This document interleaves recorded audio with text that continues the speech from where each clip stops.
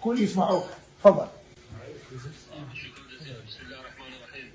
الاخوه لاعبي المنتخب الوطني الابطال، الكابتن، المدرب، الاداريين، الفنيين، السلام عليكم ورحمه الله وبركاته. مبارك عليكم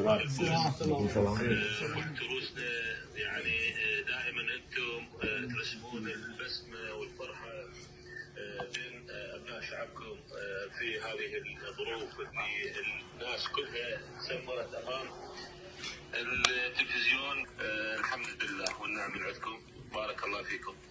انا عندي ثقه كبيره انه هذا المنتخب بهذه الروحيه بهذا اللعب فعلا اكو منتخب واعد راح يعيد العراق الى مكانه الطبيعي ان شاء الله. تكونوا واثقين انتم بالاتجاه الصحيح، ما دام تكونوا بهذه الهمه، بهذه الغيره، بهذا اللعب بصيغه الفريق الواحد وبالتزامكم بخطه وتوجيهات المدرب.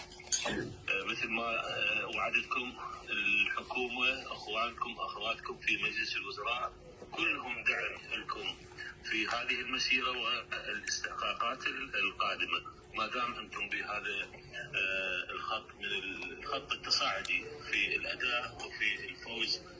منتخب اليابان منتخب قوي، وحتى مباراتكم الاولى كان ايضا الاداء لله الحمد متميز. ان شاء الله بنفس المستوى، وموعدنا بالمباراه النهائيه اللي ان شاء الله راح احضر لكم هذا الاستحقاق. بارك الله فيكم، نسال الله التوفيق والنجاح لكم في هذه البطوله. شكرا جزيلا سيادة الرئيس. والمدرب يشكرك كل شوي على دعمك ورعايتك واهتمامك، واللاعبين وان شاء الله يكونون تحسن ظنك وظن ابناء شعبهم كله ويفرحوا شعبهم دوم. والنعم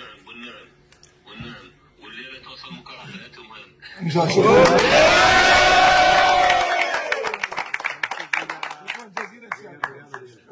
اشكرك جدا. مع السلامه.